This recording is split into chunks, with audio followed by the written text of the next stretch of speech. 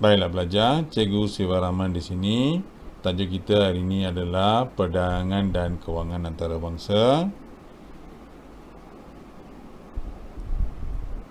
Keadaan selepas tarif.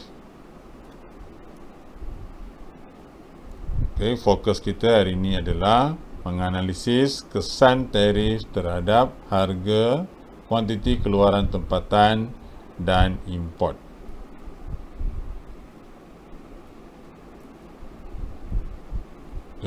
Keluk ni menunjukkan keadaan sebelum perdagangan antarabangsa. DD dan SS merupakan keluk permintaan dan penawaran masing-masing bagi keluaran kereta. Titik keseimbangan adalah titik E. Harga keseimbangan adalah P0 atau OP0. Seterusnya, kuantiti keseimbangan pula adalah OQ0. Okay, selepas perdagangan antarabangsa, keluk penawaran SS beralih menjadi keluk penawaran yang berbentuk anjal sempurna iaitu SW, dan kita andaikan pasaran kereta berada dalam pasaran persaingan sempurna. Okay, titik keseimbangan yang baru adalah B, di mana keluk permintaan bersilang dengan keluk penawaran SW. Okay, pada harga P1, wujud kuantiti diminta sebesar OQ4. Keluaran tempatan adalah sebesar OQ1. Kuantiti import pula adalah sebesar Q1, Q4. Ini keadaan selepas perdagangan antarabangsa. Kerajaan mengenakan tarif, menyebabkan keluk penawaran SW beralih ke ST. Seterusnya, harga pasaran meningkat dari P1 ke P2. Hal ini kerana pengimport kereta import tempatan terpaksa membayar tarif. Yang sebelumnya tak perlu bayar tarif, sekarang terpaksa membayar tarif, dan pelajar kena ingat pengeluar tempatan tidak perlu membayar tarif. Yang membayar tarif adalah pengimport, maka kos mereka meningkat, keluk beralih ke atas dari SW ke ST.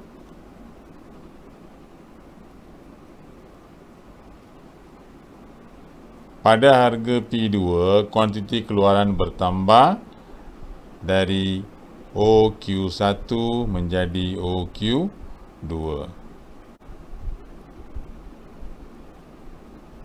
Pada harga P2 juga didapati kuantiti keluaran bertambah daripada OQ1 kepada OQ2. Manakala pada harga P2 juga, dari segi kuantiti import pula berkurang, dari Q1, Q4 menjadi Q2, Q3.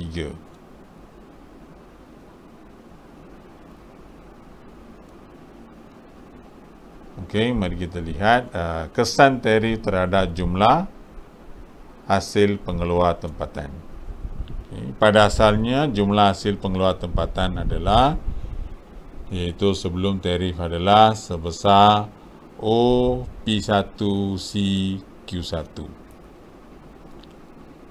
Selepas tarif dikenakan, jumlah hasil pengeluar tempatan meningkat menjadi OP2HQ2. Maksudnya di sini,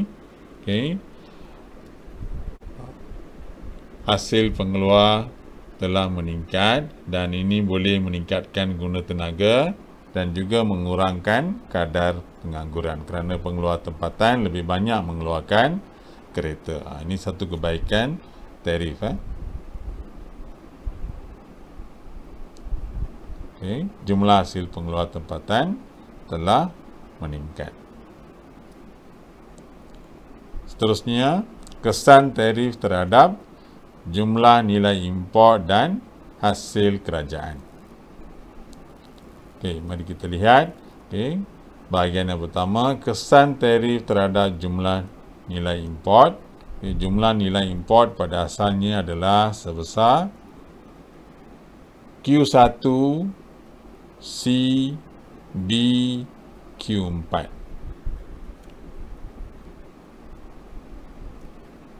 Nilai import selepas tarif pula adalah Q2 M K Q3.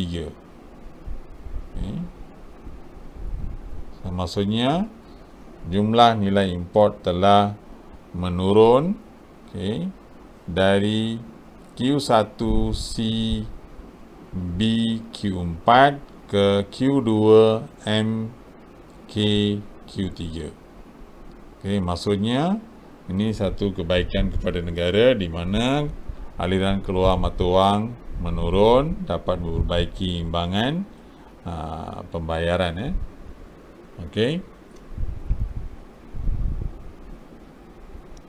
Terusnya dari segi hasil kerajaan pula, kawasan MHJK merupakan jumlah tarif yang dikutip oleh kerajaan ataupun jumlah hasil kerajaan.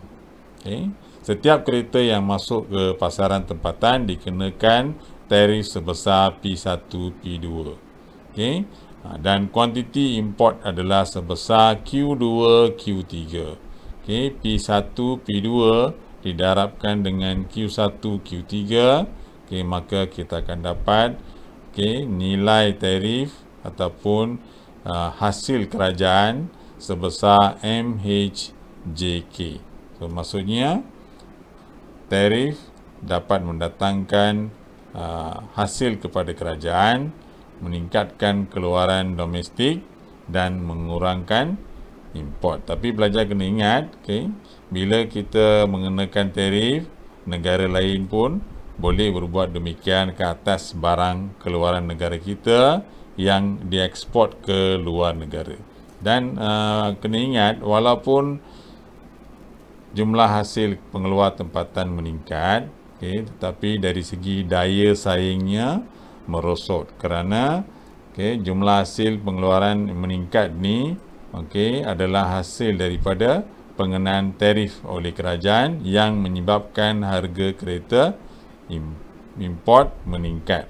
Tarif ini adalah sesuatu yang baik untuk mengembangkan industri muda, tetapi selepas satu jangka masa tertentu, industri tempatan perlulah dibiarkan untuk bersaing di pasaran dunia.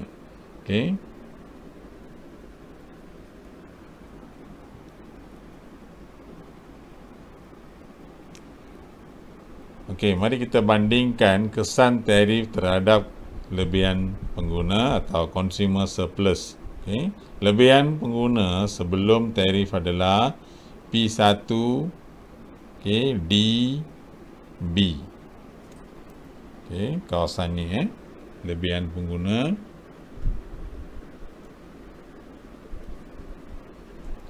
Lepas tu selepas tarif dikenakan, lebihan pengguna berkurang menjadi P2DJ. Maksudnya pengguna perlu membayar harga yang lebih tinggi berbanding dengan keadaan sebelum tarif bagi setiap unit kereta yang dibelinya. Ini bererti pengguna terpaksa menanggung perbelanjaan yang lebih besar, lebih banyak, kesan daripada pengenaan tarif oleh kerajaan.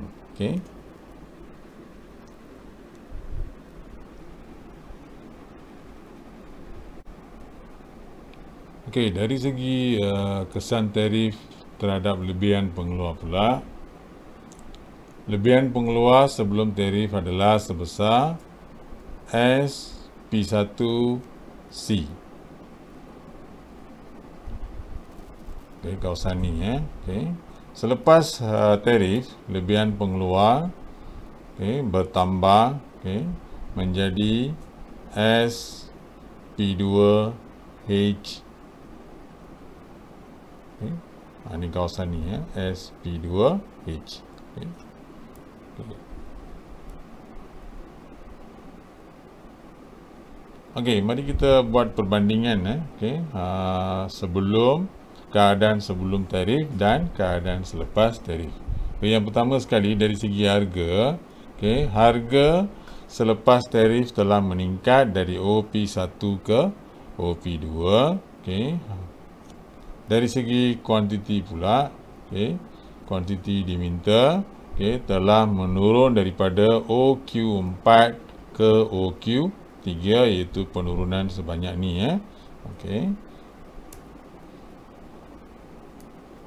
Seterusnya, okey, lebihan pengguna sebelum adalah sebesar ni, okey. Selepas tarif adalah sebesar ni, di mana menunjukkan pengurangan, iaitu menjadi P2DJ. Lebihan pengeluar pula, okay, pada asalnya adalah SP1C, okay, bertambah menjadi SP2H. Okay, menunjukkan pertambahan. Okay. Dari segi keluaran tempatan pula, okay, keluaran tempatan adalah sebesar OQ2, okay, sebelum tarif adalah OQ1, selepas tarif, okay, ia bertambah menjadi OQ2, okay, OQ1 bertambah menjadi OQ2. Okay. Dari segi jumlah hasil pengeluar tempatan, daripada OPCQ1,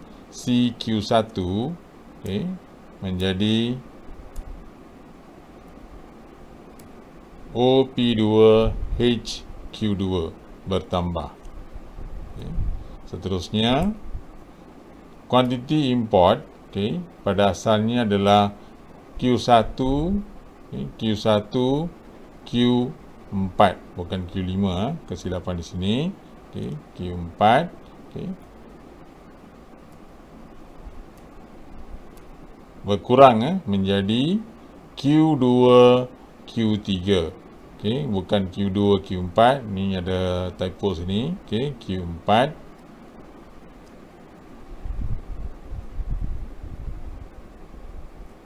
Dan dari segi perbelanjaan import pula, pada asalnya adalah Q1, CB, Q4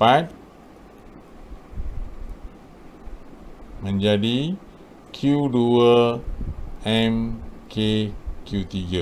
Okay. Perbelanjaan import berkurang. Okay. Kutipan tarif pula, sebelum tarif tak ada tarif, selepas tarif dikenakan, okay, jumlah hasil adalah MHJK.